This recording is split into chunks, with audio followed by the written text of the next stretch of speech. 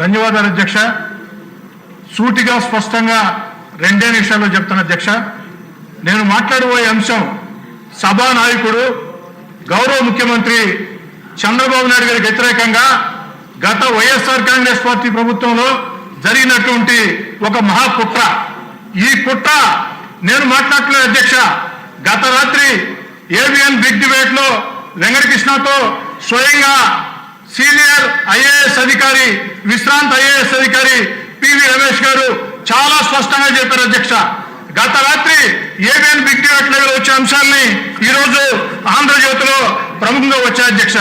దీంట్లో పివి రమేష్ గారు చెప్పినటువంటి మాట ఏమిటంటే, నేను ఏనాడు కూడా స్కిల్ డెవలప్మెంట్ కేసులో పొరపాటు జరిగింది అని చెప్పలేదు. స్కిల్ డెవలప్మెంట్ కేసులో ఆ యొక్క చంద్రబాబు నాయుడు గారిని జైల్లో పెట్టేదానికి ఆనాటి ముఖ్యమంత్రి జగన్మోహన్ రెడ్డి గారు ఫైళ్లు మాయం చేశారు.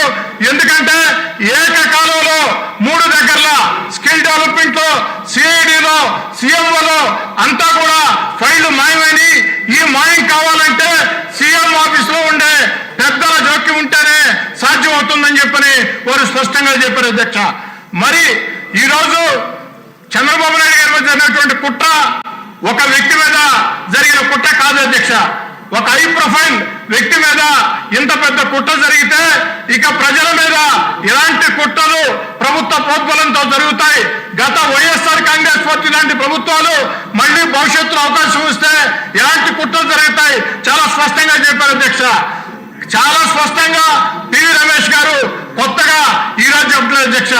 గతంలో చంద్రబాబు నాయుడు గారిని అరెస్ట్ చేసినప్పుడు పివి రమేష్ గారు, అయ్యా వైఎస్ఆర్ కాంగ్రెస్ పార్టీలో అధికారులు additional advocate general PV Ramesh గారి వాంగ్మూలం ఆధారంగా చంద్రబాబు గారి మీద కేసు రిజిస్టర్ చేశామని చెప్తున్నారు.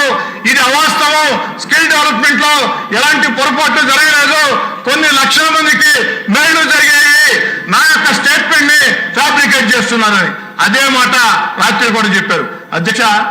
ఒక సీనియర్ విశ్రాంత అధికారి కేసుని, వాంగ్మూలాన్ని ఫ్యాబ్రికేట్ చేశారంటే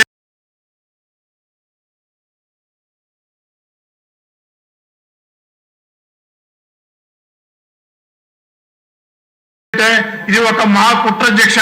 దీని మీద ప్రభుత్వం స్పందించాలా. మిమ్మల్ని కూడా అడుగుతున్నాను అధ్యక్ష నేను. ఎందుకంటే సభానాయకుడు ముఖ్యమంత్రి గారి మీద గౌరవ మర్యాదలకు సంబంధించి 53 రోజులు జైల్లో దుర్మార్గంగా పెట్టిన కుట్రకు సంబంధించి స్వయంగా విశ్రాంత ఐఏఎస్ అధికారి డీజీపీ గారికి లేఖ రాశారు. విశ్రాంత ఐఏఎస్ అధికారి దీని మీద విచారణ చేయమని డీజీపీ గారికి లేఖ రాస్తే ఆ లేఖ మీద డీజీపీ గారు స్పందించారా లేదా, స్పందించుకుంటే ఎందుకు స్పందించలేదు, స్పందించి ఉంటే ఏం జరిగింది, దీని మీద తేల్చాలా. దయచేసి మిమ్మల్ని కోరేది, ఈ రోజు 0 అవర్ ని రద్దు చేయండి. 0 అవర్ ని రద్దు చేసి సభలో ఉన్నటువంటి సభ్యుల అందరి అభిప్రాయాలు తెలుసుకోండి. ఇది చాలా ముఖ్యమైన అంశం.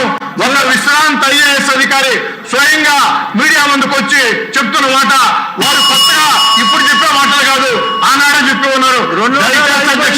దీన్ని సీరియస్ గా తీసుకోవాలని కోరుకుంటూ సెలవు తీసుకుంటూ ఉన్నా. 0 అవర్ కంటిన్యూ అవుతుంది. ఇది చాలా ఇంపార్టెంట్ సబ్జెక్ట్ కాబట్టి దాన్ని సెపరేట్ గా డీల్ చేద్దాం.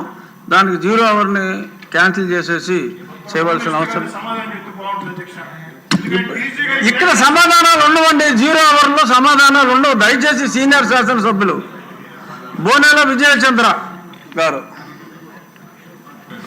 ధన్యవాదాలు అధ్యక్ష.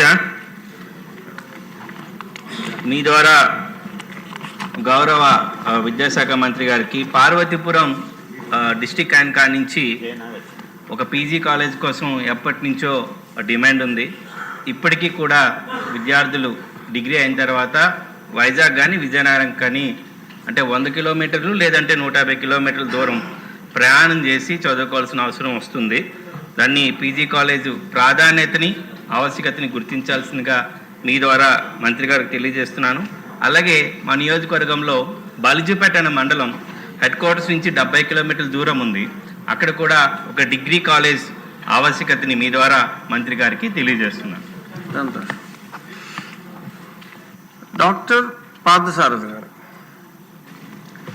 ధన్యవాదాలు అధ్యక్ష. నేను ఆదోని నియోజకవర్గం నుంచి నా ముస్లిం మైనారిటీలకు సంబంధించిన సమస్యని మీ ముందు పెట్టడానికి వచ్చాను. గత 300 సంవత్సరాల పురాతనమైనటువంటి ఈద్గా అన్నది రంజాన్ కానీ బక్రీద్లో నమాజ్ చేయడానికి చాలా పవిత్రంగా భావిస్తారు అధ్యక్ష. అది పూర్తిగా శిథిలావస్థకు చేరిన సందర్భంలో కొత్తగా ఈద్గా నిర్మిస్తామని ఈ జగన్మోహన్ రెడ్డి ప్రభుత్వంలో వచ్చి ప్రతి ఒక్కరూ కూడా ప్రామిస్ చేస్తా పోయినారు. తప్పుడు సర్టిఫికెట్లు ఇచ్చినారు, లేదా తప్పుడు పత్రాలు ఇచ్చి మీకు 2.6 కోట్లు శాంక్షన్ అయినా అని చెప్పి అబద్ధాలు చెప్పి రాజకీయాలు చేశారు అధ్యక్ష. దీన్ని సరిచేయాల్సిన అవసరం మనకందరికీ ఉంది. అదే సందర్భంలో తెలుగుదేశం పార్టీ అధికారంలో ఉన్నప్పుడు 2014-19లో పేద ముస్లింస్ కోసం షాదీఖానా ఏర్పాటు చేశారు అధ్యక్ష. ప్రభుత్వం పోగానే అర్ధాంతరంగా దాన్ని ఆపేశారు. దాన్ని పూర్తి చేయాల్సిన అవసరం కూడా ఉంది. మిలాదు నబీ పండగ తప్పనిసరిగా ముస్లిం మైనారిటీలకి చాలా ముఖ్యమైన పండగ. ఆదోనిలో ముఖ్యంగా దేశంలో ఎక్కడా జరగిన విధంగా ముస్లిం మత పెద్దలకు సంబంధించిన అవశేషాలు, వెంట్రుకలు కానీ గోర్లు కానీ ప్రత్యేకంగా ప్రదర్శించే సందర్భం అధ్యక్ష. దీనికోసం ప్రత్యేక ఏర్పాట్లు చేయాల్సిందిగా ప్రభుత్వాన్ని కోరుకుంటున్నాను అధ్యక్ష. Thank you. మిరియాల శిరీషాదేవి గారు. ధన్యవాదాలు అధ్యక్ష. ఈరోజు రంపచోడవరం నియోజకవర్గంలో ఇరిగేషన్ యొక్క పరిస్థితిని తెలియచేయాలనుకుంటున్నాను అధ్యక్ష. గత 10 సంవత్సరాల నుంచి కూడా అక్కడ ఇరిగేషన్ కోసం పట్టించుకున్న నాదులే లేడు అధ్యక్ష. ఎందుకంటే 1990లో కిర్రాపు ఆయనకట్ట అనేది ఒకటి ప్రపోజల్ పెట్టడం జరిగింది అధ్యక్ష. తర్వాత 2013-14లో డిపిఆర్ ప్రాజెక్ట్ కింద దానికి 35 కోట్ల బడ్జెట్తో ఎస్టిమేషన్ కూడా వేసాం అధ్యక్ష. కానీ ఆ 10 సంవత్సరాలు కూడా ఎవరు పట్టించుకోలేదు అధ్యక్ష. ఒకవేళ అది కనుక నిర్మించినట్లయితే దాదాపుగా 60,000 ఎకరాల రైతులకు పంట పండుతుంది అధ్యక్ష. తద్వారా ఆ చుట్టుపక్కల 20 గ్రామాల వరకు కూడా సాగునీరు, త్రాగునీరు వచ్చేటువంటి అవకాశాలు ఉన్నాయి అధ్యక్ష. తర్వాత అదేవిధంగా కన్నేరు వాగు లిఫ్ట్ ఇరిగేషన్ కూడా ఉంది అధ్యక్ష. దానికి కూడా సేమ్ ఇదే పరిస్థితి. దాన్ని కూడా నిర్మించినట్లయితే అక్కడ రైతులకు కూడా క్షేమంగా వాళ్ళ యొక్క పంటను పండించుకోవడానికి మంచి అవకాశాలు ఉన్నాయి అధ్యక్ష.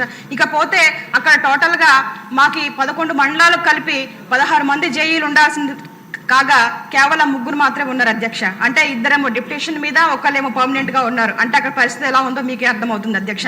ఇక డిఈలు 4 ఉండాలి కానీ కేవలం ఒక్కరు కూడా లేని పరిస్థితి. ఇంత దారుణంగా రంపచోడవరం నియోజకవర్గంలో టోటల్ గా ఇరిగేషన్ అనేది నిర్వీర్యమైనటువంటి పరిస్థితి అధ్యక్ష. దయచేసి పెద్దల ద్వారా మీ ద్వారా నేను ఒకటే కోరుకుంటా ఉన్నాను. రంపచోడవరం నియోజకవర్గంలో ఈ ఏదైతే ఈ సాగునీరు అందించేటువంటి చెక్కులు, అదే చెక్ డ్యాములు, చెరువులు, ఇలా సాగునీటి బోర్లు ఉన్నాయి. ఇవన్నీ కూడా పూర్తిగా రిపేర్లో ఉన్నాయి కనుక అవి బాగు చేసి మా రైతులకి అక్కడ బాగు చేసినట్లయితే అక్కడ మా ఇళ్ళ పక్క నుంచే నీరు పారుతుంది అధ్యక్ష. ఆ నీరు వచ్చేటువంటి నీరు ఏలూరు వరకు కూడా వెళ్తుంది. అక్కడ 2 పంటలు పండిస్తారు కానీ మా నియోజకవర్గంలో ఒక పంటే అధ్యక్ష. దాన్ని ఎలా సద్వినియోగం చేసుకోవాలో కూడా అక్కడ ఉన్నటువంటి గిరిజనులకు కానీ గిరిజనేతలకు కానీ సరైన అవగాహన లేకపోవడం వల్ల మా పరిస్థితి అంతా చాలా దారుణంగా ఉంది అధ్యక్ష. కాబట్టి సంబంధిత మంత్రి వారికి ఒకటే కోరుకుంటా ఉన్నాను, మా ప్రాంతాన్ని